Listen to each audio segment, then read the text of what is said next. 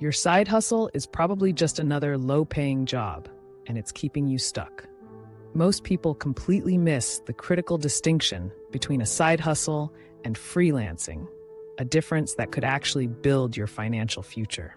Today, we're revealing why these aren't interchangeable terms and how understanding their fundamental differences is the key to whether you're just treading water or genuinely building wealth. Let's cut through the noise. Let's bust some myths.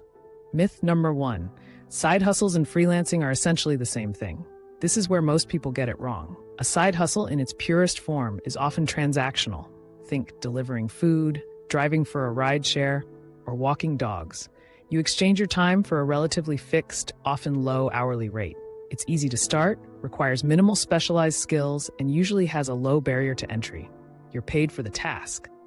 There's rarely any client acquisition strategy, branding, or business development happening. You're essentially working for a platform or a direct client on a one-off, easily replaceable basis. Here's what most people miss about the real opportunity. Freelancing, on the other hand, is about building a service-based business. You're not just performing a task, you're monetizing a specialized skill or expertise.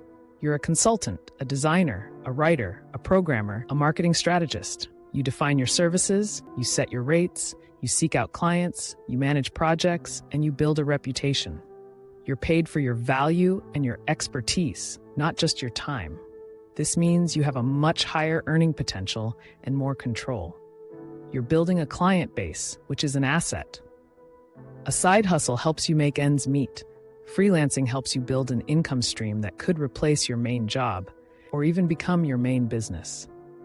Myth number 2, side hustles are safer and easier to start, making them a better first step.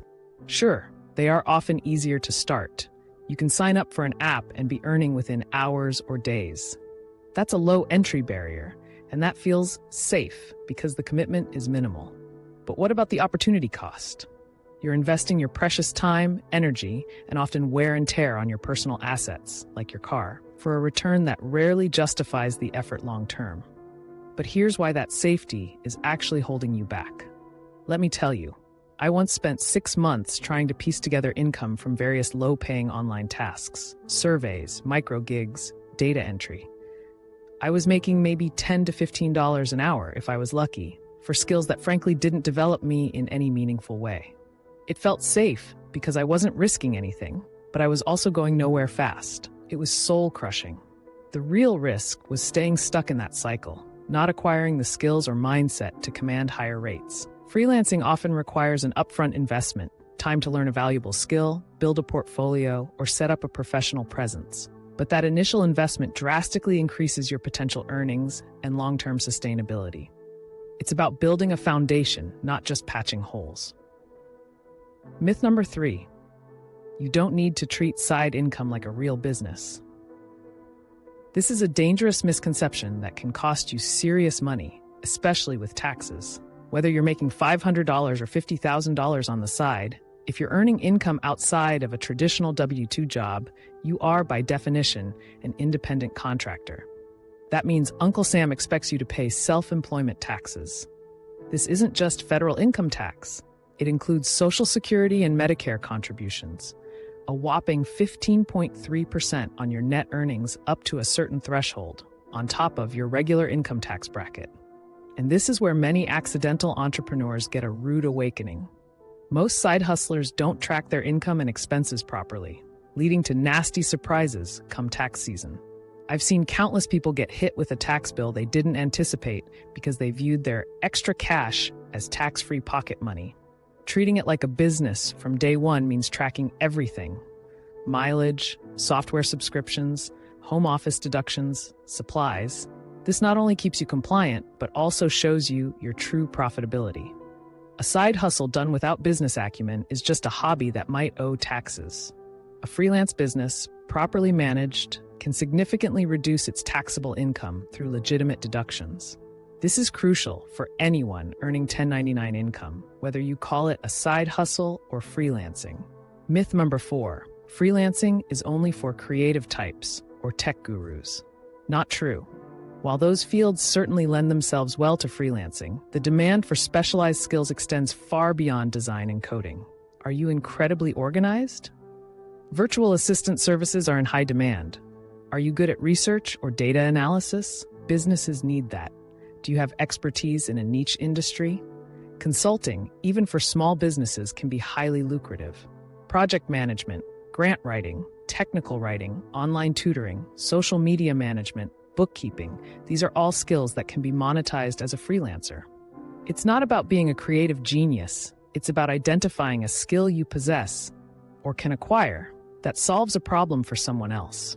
There are millions of small businesses, startups, and even larger corporations that need specialized help but don't want to hire a full-time employee. That's your opportunity. The global gig economy is projected to reach over $450 billion by 2024. There's a piece of that pie for nearly every skill set.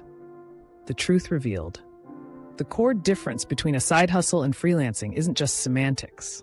It's a fundamental difference in mindset, strategy, and potential. A side hustle is typically a short-term, income-supplementing activity with limited growth and often low skill development. It's good for immediate cash, but rarely builds long-term wealth or career momentum. Freelancing, conversely, is about leveraging or developing a specialized skill to provide value as an independent contractor, building a client base, and creating a scalable income stream that has the potential to grow exponentially, offer far greater financial independence, and even become a full-fledged business. One is often trading time for money at a low rate. The other is building a valuable service, a network, and a brand. So what's your actionable takeaway today? First, evaluate your current or desired side income activity. Are you simply performing tasks for a platform, or are you offering a specialized service directly to clients? Are you building a skill, or just cashing in on existing capabilities at a low rate? If your goal is more than just pocket money, if you want to build a truly impactful income stream, or even a future business, then stop hustling and start freelancing. 1. Identify a valuable skill. What problem can you solve for businesses or individuals? This doesn't have to be a new skill. It could be something you already do well at your day job. 2. Define your service. How will you package that skill? What specific outcomes can you deliver for clients? 3. Find your ideal clients. Who needs your service the most? Start targeting them. 4. Set professional rates. Value your time and expertise appropriately. Don't undersell yourself. 5. Treat it like a business from day one. Track every dollar in, every dollar out. Understand your tax obligations and plan for them. Set up a separate bank account. Build a simple website or online portfolio. This professionalism will set you apart and protect your finances. The choice is yours. Be a cog in someone else's machine for extra cash, or build your own machine, one client and one valuable service at a time. The financial upside of the latter is immense. Now, a quick but important disclaimer. This video is for educational purposes only and does not constitute financial advice. Always consult a qualified financial advisor before making financial decisions. If you found this breakdown helpful, hit that like button, subscribe for more no-nonsense personal finance strategies, and let me know in the comments, what's your current side hustle or freelance activity? And how are you planning to evolve it?